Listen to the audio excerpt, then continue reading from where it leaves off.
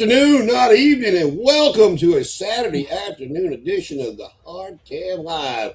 My moral support, as always, hot Paul Rogers this afternoon. Paul, how you doing, man? Oh, it's too hot in Canada. It's too hot. We're almost in July, and I can't. My ginger ass can't take this heat. That's something you don't hear a lot, that it is hot in Canada. Now, granted, I know it gets hot up there, and I think I told you this before. The last time I was, I've been there twice, but the first time I was there, I was in high school, we were taking a trip. I was in band, blah, blah, blah. This one time at band camp, we'll get through them jokes. But our spring trip was to Toronto, and it was May here, so it was pretty damn hot here. And we get down there and up there, whatever the hell you want to call it, and we're we're all taking our shorts and this, that, and the other. And the hotel we stayed at was attached to like a small mall with like 15, 20 shops in it, or stores. Mm-hmm. We were all in those stores buying pants because none of us, we all had shorts and stuff that we took. So yeah, cold, hot in Canada. Now I'm sure, but I ain't never seen it. So, but it's mostly honestly just July and August. Everything else is reasonable. Those 2 months are for what everything else is. It's too much. It's way too much. My dog. Before we dive into this, I'll just say, you came on, and before we got ready to go live, and I see you all hot and glistening, and I thought it was because you were seeing me on a Saturday afternoon, but you had to go and kill my hopes and dreams. It's okay. Oh, it's just one of those almost July days. Oof. Gotcha. Yeah. Well, you know what? July is a special month, man. It's my birthday, and God bless her soul. Sarah's birthday was 4 days after mine. I always told her she was a late birthday present to me, and out of 4 children, the first 3 were born in November, and when she was born in July, I was like, thank God, because November and December when they were little was rough. Well, let's get to this, man. Night of Champions, I guess here in the States, and up there with you guys in the land of the hockeyness. That would be the Day of Champions. They are in Riyadh, Saudi Arabia this afternoon. And I watched a little bit of SmackDown last night. It was taped. I'd seen a lot of clips online. It wasn't anything I really cared about seeing. I didn't think Trick Williams was kind of cute when he came out talking about his wedding with Lash Legend. It's always good to see the boys and the girls when they get time to take time off and actually live their lives and look genuinely happy. So Trick Williams seems to be a well-liked individual in the back. So we'll just start with him. Ricky States, whatever you want to call him, and Trick Williams for the United States Championship. And Ricky is the one part of SmackDown that segment last night was when Ricky come out and interrupted him. I thought Little Yachty was a one-time thing with Trick Williams, a couple-time thing here and there. But he's been with Trick Williams for a while now. And Ricky Saints was, hey, when I beat you, does your little friend come with it? Does your little sidekick come with that belt when I beat you? It was a funny segment. If you hadn't seen it, go check it out. But I don't see Trick losing the title quite yet. But I can also see there's a lot of flips on this that you'll hear me talk about today. But it wouldn't shock me to see Ricky take it either, because they seem like they're high on him, bringing him up from NXT. And to me, that another loss for Ricky Saints would kind of cool that momentum. But on the flip side of it, you can cool Trick down too as well. And play devil's advocate. Maybe the whole Little Yachty thing was a way for Little Yachty to turn and go with Ricky Saints. Who the hell knows? I don't know. So what do you think? I know you heard it. I know you're here for moral support, but you got some opinion, and you're an opinionated Canadian. Come on now. But it's hard to make opinions of a product I'm not too like. I know Ricky Starks. I know there's a lot of people that are not so high on him when it comes in the Fed. I don't know what the problem is, so I don't like. But I don't know. I don't like. I see what you're saying, but it's like, would a loss really in WWE modern day? Does a loss really kill someone's momentum? Does that really like murder someone's upswing if they just happen to lose to another person who's equally or more skilled? You know what I mean? Like, no, I hear you. I guess to me, it's you can lose, and like perfect example, Steve Austin and Bret Hart. You can lose a match and come out better on the other end for losing the match. It's in the way it's done. And you talk about Ricky Starks, Ricky Saints. I don't know if it's not being high on him, from what I've heard, but and of course it's not nothing they're ever going to come out and say. But it's just the history of the WWF, WWE. Ricky looks great, he talks great, but he's little.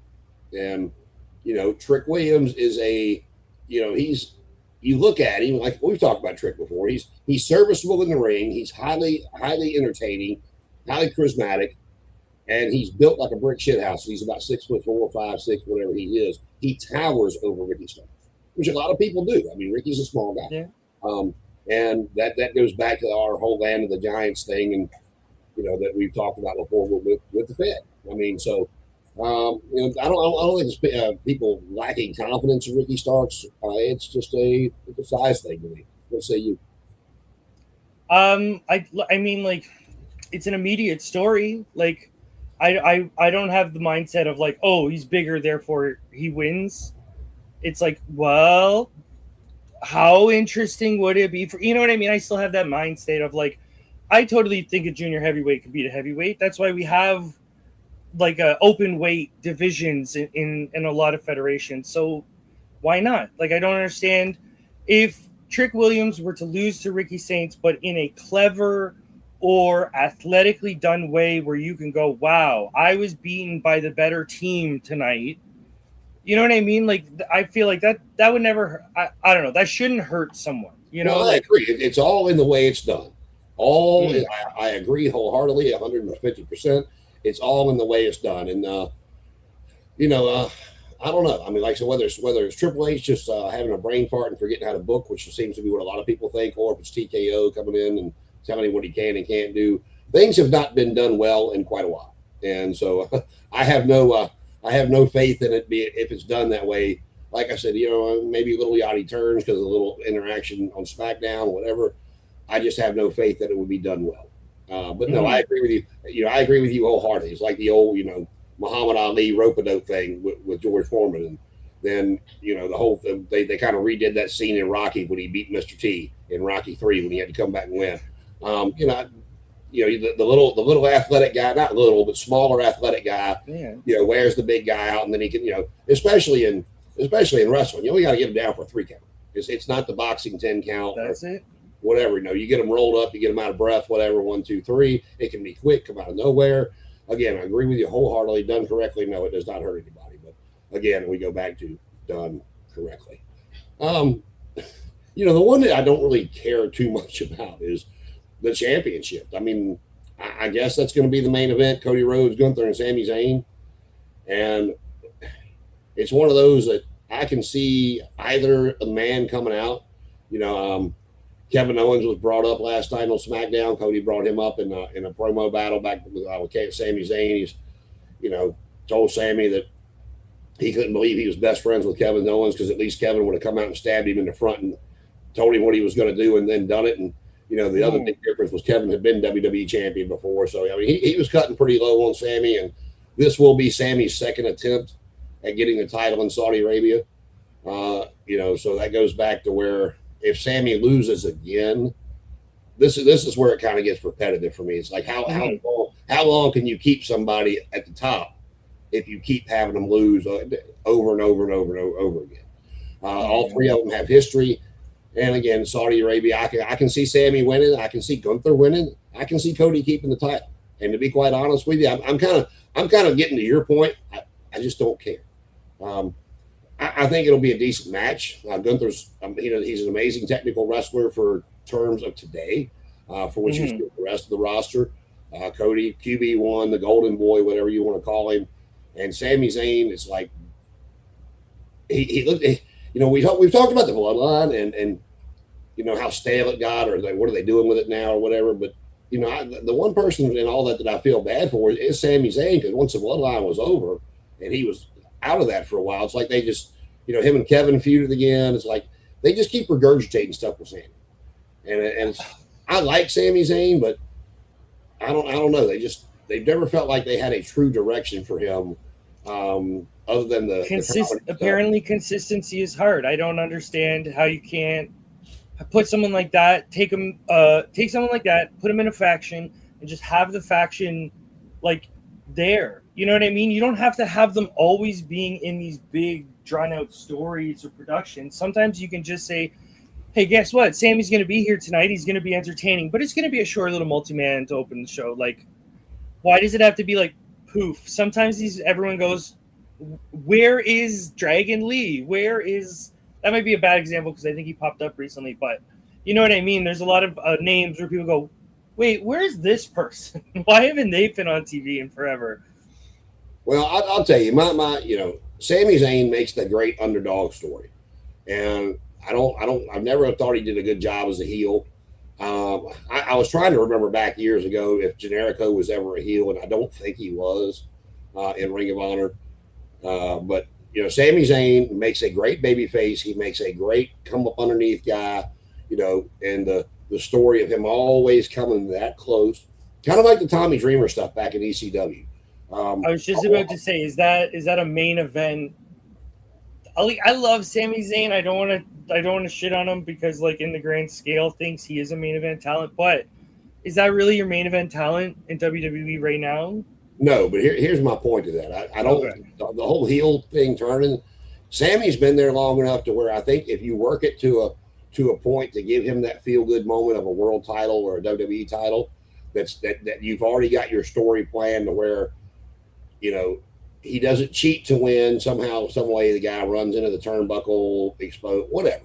The person on the outside goes to interfere for the other one, but they have the mishap, and Sammy gets his feel good moment. He wins the title, and within 30 to 45 days, he's dropped it back. He got his feel good moment, but then he's back. I've tasted that once. I'm coming at, but and you keep him in his role of, you get what I'm trying to say. You Mick Foley.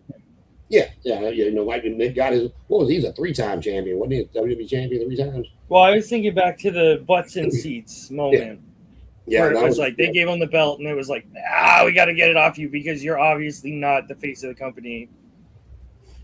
Yeah, but you look over time and how many transitional champions that companies have had. I mean, I still don't know the story of this one. I'm sure you can probably find it now, but Winey held at 80. I want to say it was 81, 82 maybe, but they put the belt on Tommy Rich for a week.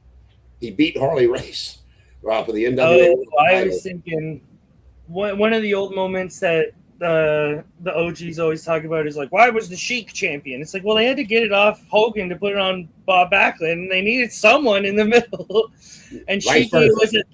Vice versa. Oh, right. But it was like Sheiky at least was credible. You know what I mean? Like if anything goes sour, Sheiky can hold himself until the transfer. But yeah, there's always been guys like that because it's just the funny thing about it too is they were all especially Vince Sr. was so high on Backlund. It was a 5 or 6 year run he had as champion, and his Arnold Skolman throws in the towel for him to lose to Sheik, and you never saw him again for like 20 years, like to the mid '90s when he came back as Mr. Backlund, and he flipped out and was putting Bret Hart in the chicken wing and all that shit. But, I love that. You know how you stop that? You put all the names on the side plates. Because now you're pressured. You can't give it to everyone because there's only so much room on the side plates. Well, that being said about Sammy, I think this would be, if he was not a heel, I would much rather see it with him as a baby face as a feel good moment. But that taking that out of the equation, this would be the place to give Sammy the title because it is a triple threat. Well, excuse me, 3-way, whatever you want to call it. There's several different ways that you can put the title on him without making the other two look bad. The whole triple threat stuff. That's the no DQ and a triple. I mean, all that crap they do. But being in Saudi Arabia, that's the religious part for Sammy. That would be the time to do it. I just wish if they were going to do it today that he was a true baby face to embrace that moment in that land. But like I said, to me, this would be the place to do it. So I don't know. But there's a lot of.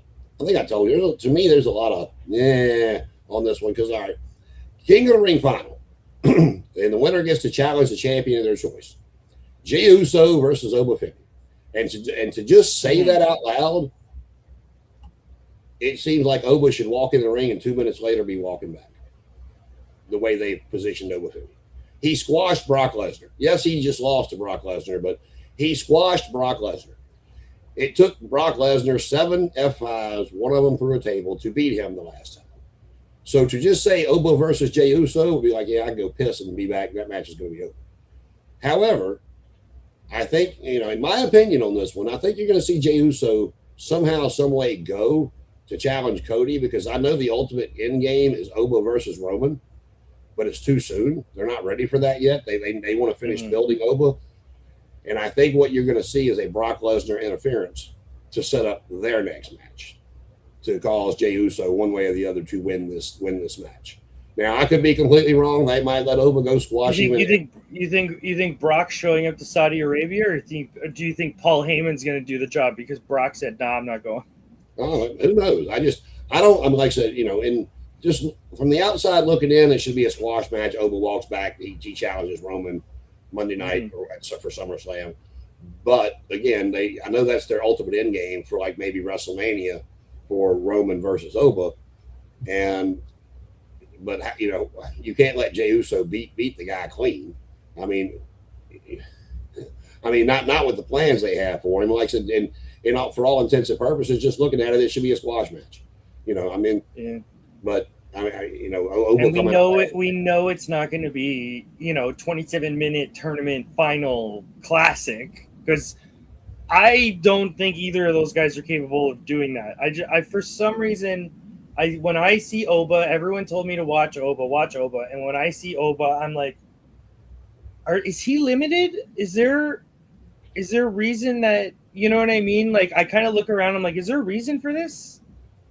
Like, Brock's match that I saw with him, and I think I saw a couple other ones where it was like, he only does a couple things. You know what I mean? He's sort of like, he's got a pose, he's got a look, he's got a thing.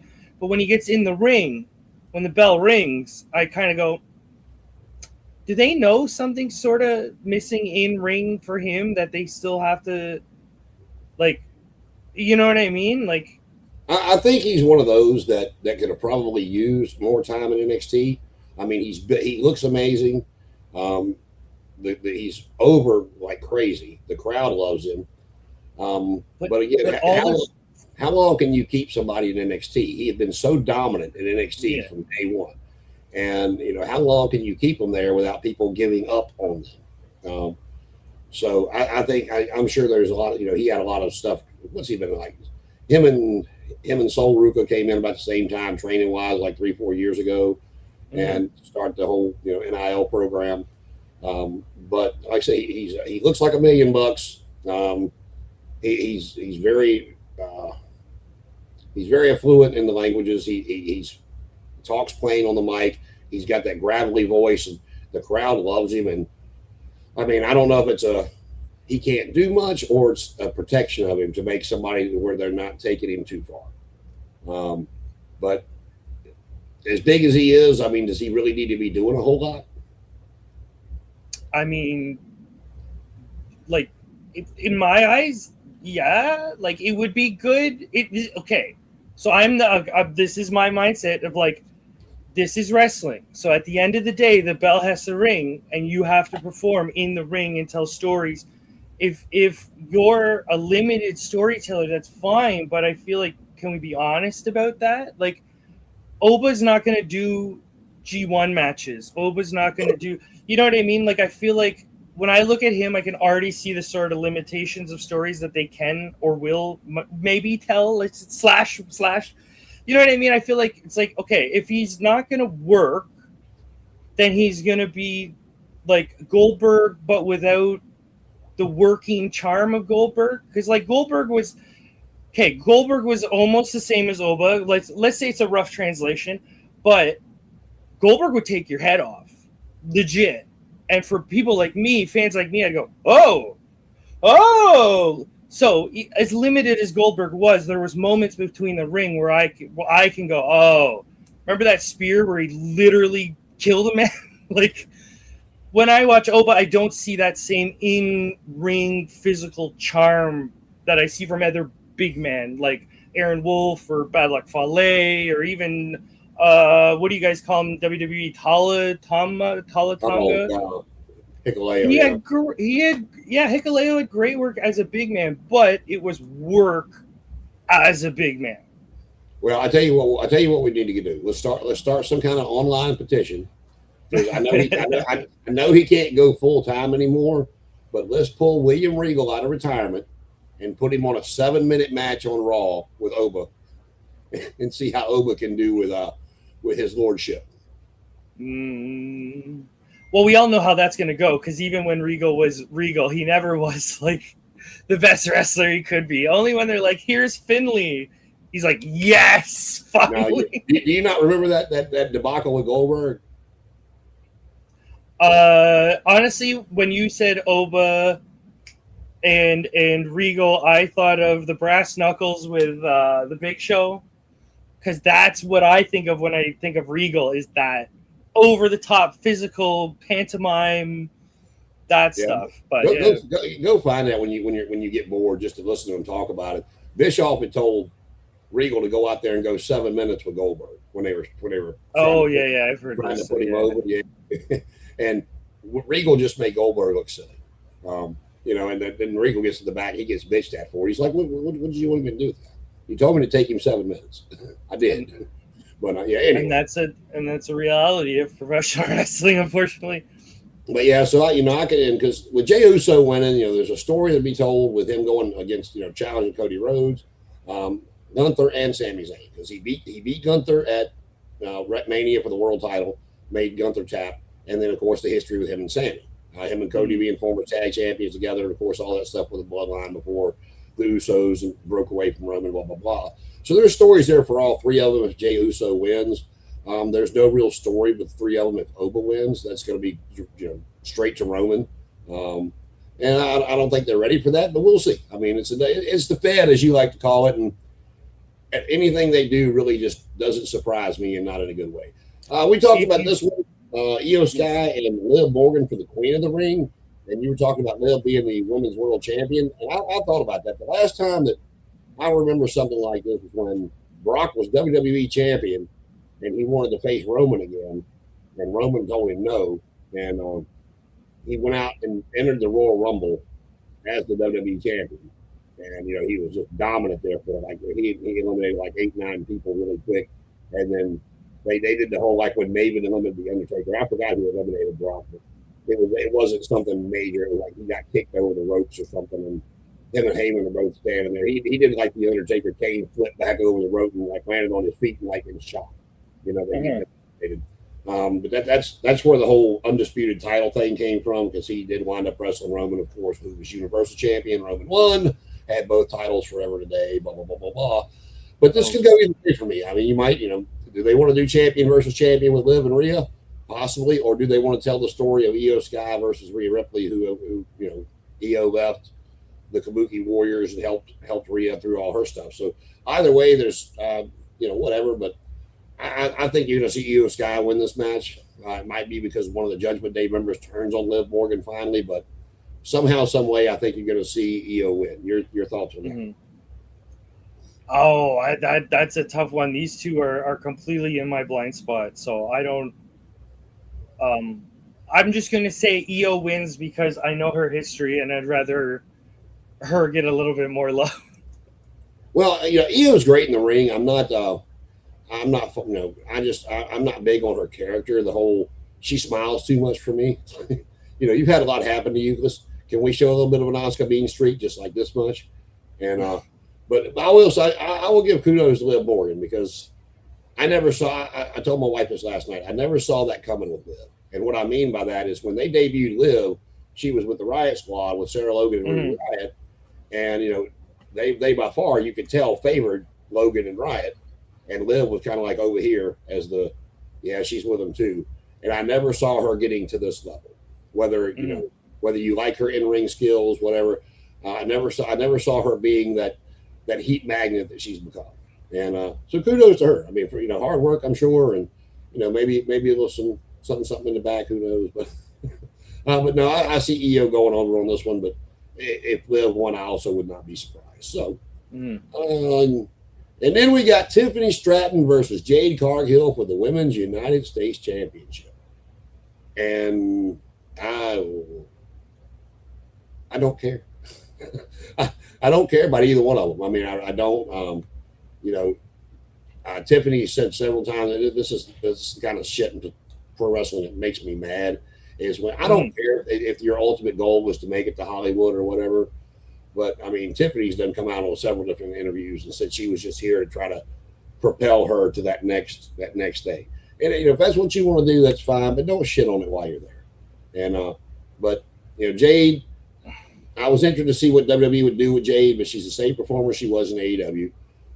She might have learned a thing or two, but it's the same presentation, it's the same music, it's the same moves, it's the same matches.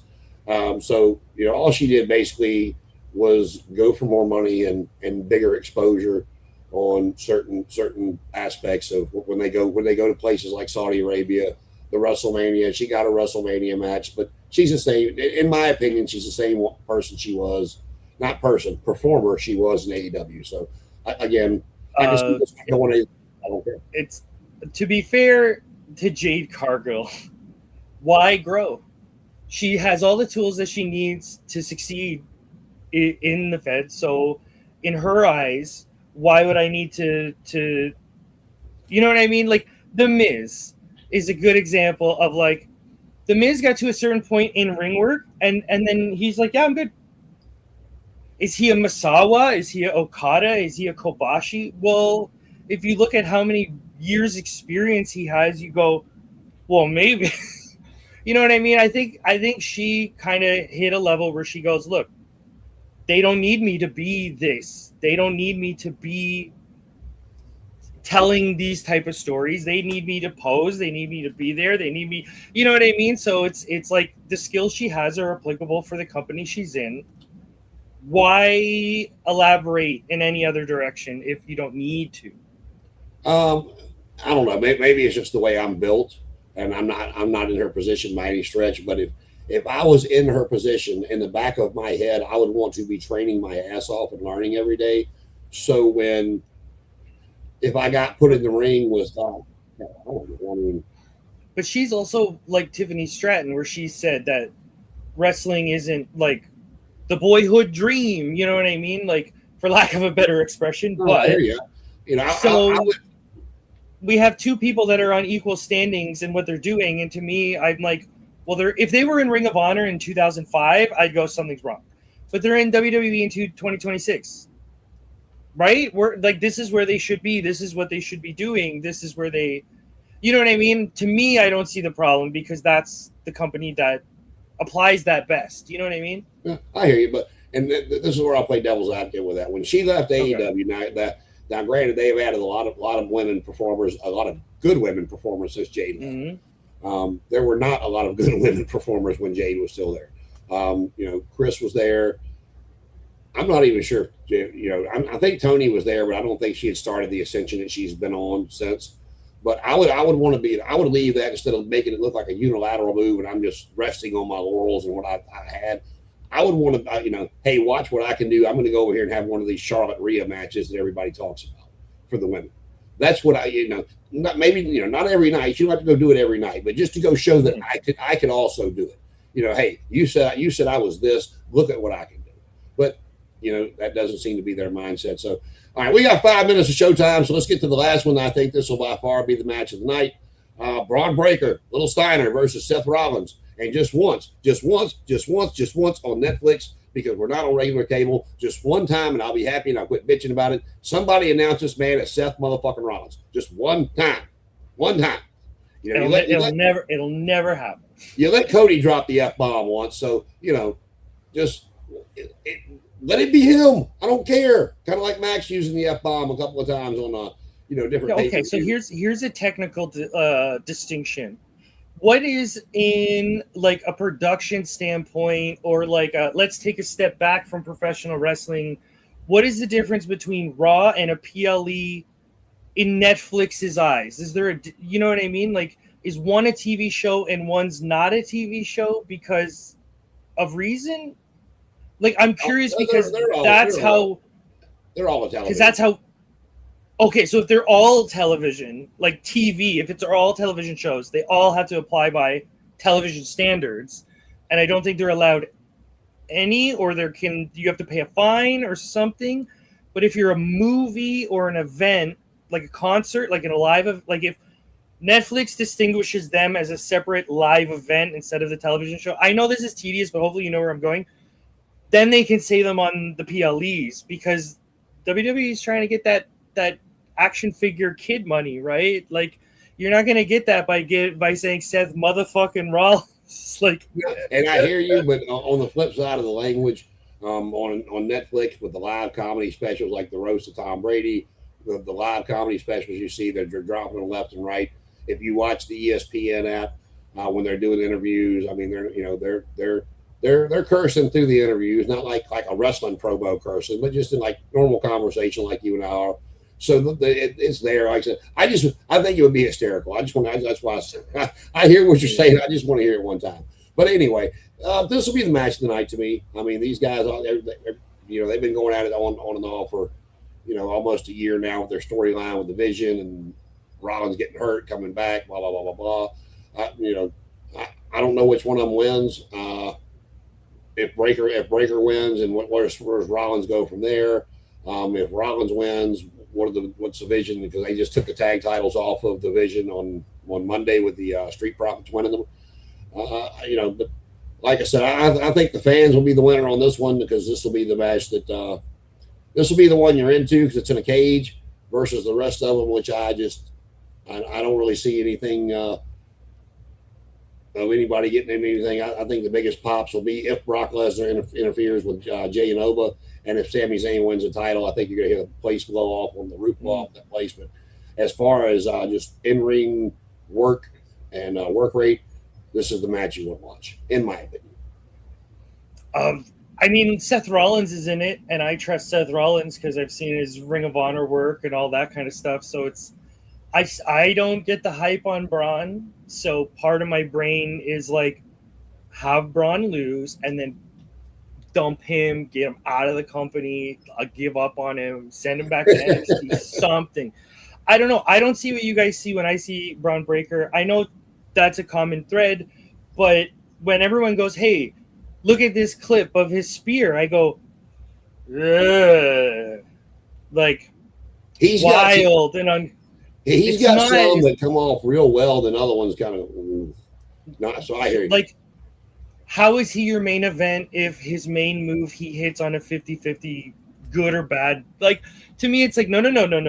Push it. I know he looks great, but you can slow build these people. You don't have to, boom, shove them right up, like elbow deep. Well, I hear you on that, but he's another one like Obafemi. He had been dominant in NXT for a few years. So what else do you do with it? You can't just leave him down there in NXT. You tell a different story. Okay, so here's a good example. In New Japan right now, they have Aaron Wolf. He is their, not the best comparison, but for lack of a better comparison, he is their Kurt Angle. He's a judo gold medal winning in the Olympics. He's come over to wrestling, and he destroys people. But right now, he's in a feud with a faction that doesn't wrestle. They're like tricksters, and that's how they keep winning, and that's firing him up to learn more. And it's a fun little story. So, yeah, he can be dominant, but put him with an opponent that is like a wily veteran that can get one on you that doesn't hurt. You know what I mean? Like, well, that's where he's at right now. So, yeah. So I don't know. I just see him as one of those guys that's like, he's your main event. Let's push him back down to development for a little bit longer. Well, I'll say this too. The reason I keep saying that about they've been in NXT, blah blah blah. What else you do with him is people will be upset like when the NXT did their last round of cuts and Andre Chase was on there for example. Everybody, why do they? This is why they cut him. Yeah, he was funny to watch, but he had been there for a while. That character was not going to make it on the main roster. It was not going to do anything on the main roster. So what do? Do you make room for the new ones coming in to see what you got with that? Or do you keep letting him take up a spot on the roster? I liked Andre Chase. He was hysterical. But it was time to go because to me, it's shitty to say. And that's what I miss about the territories because the guys and girls could jump around into a new audience and instead of having the worldwide thing like NXT and everybody does, but they can jump around to people that never seen them before, figure out something else that worked, why it wasn't working here. But that's not the luxury they have anymore of being able to go somewhere else and start from not scratch, but kind of take a step back and look at what was working and what wasn't and try it again. So in NXT, they're pumping them in and out with this NIL deal to see what they got. They're not going to keep them up for so long. They're either going to send them up to sink or swim, or or they're going to cover. And oh, well, I was just about to say, I think what you're saying is true under the WWE umbrella, because if you step outside of the WWE, those options still exist. You can go. There's hundreds of companies that you can go to, and what's the expression? Sharpen your teeth. I feel like I always butcher that, but under the WWE umbrella, like, what are you going to do? Send them to Evolve and still keep them in the company? You know what I mean? Like, it's hard to kind of shuffle under that umbrella. Maybe if they had some sort of better, like, I know almost he did excursion to Noah, the guy they had. Who's the big lad they just picked up in NXT that looks like a masculine lesbian? Brooke. oh, Something Brooke. Yeah, They were in Noah too. So, like, why can some but why can't others? You know what I mean? So I like, I don't know. I'm like, I look at NXT and I go, I still don't understand how this works. well, I told you, I told you before. My one of my favorites over the past few years in NXT has been Tony D'Angelo. But I said from day one, I'm like, this is not 1985. That Don Mafia shit's not going to work on the main roster. So when they got him out of that, and they actually just let him, starting to let him be more of himself. Same name, and I don't mind the name. I think it's a pretty good name.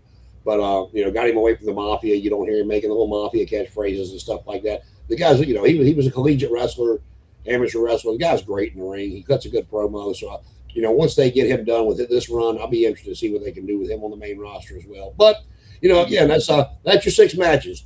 Title: Cody Rhodes, Gunther, Sami Zayn, Oba and Jay, the Queen, King of the Ring, Io and Liv, and the Queen. U.S. Championship, women's side, Tiffany and Jade Cargill, Trick Williams and Ricky Saints, and for the men's U.S. title in the steel cage match of Seth freaking Rollins and Braun Breaker, or a little Steiner, whatever you want to call him. And so it is 2:06 right now. I'm sure they're still going through video packages. At 2:15, you might actually see a bell ring for the first time. I don't know. But I appreciate for my moral support coming on here and do this. We're actually going to be back with you tomorrow at 6 before the pre-show comes on of AEW Forbidden Door. So big weekend in wrestling. And is anything going on in the G1 this week? Well, weekend 2 or no? No. Day 1 is the 11th. So, and that's in America. So we might have to break down the card for that show. Absolutely. 7:30. I think it's California. I can never remember where they are, but it is on the 11th in the States. So right. Texas. We will figure that out and do that as well. But like I said, go watch on ESPN Plus, and if you're international, it's on Netflix. And for Paul, I'm Jason. We'll see you tomorrow for AEW Forbidden Door.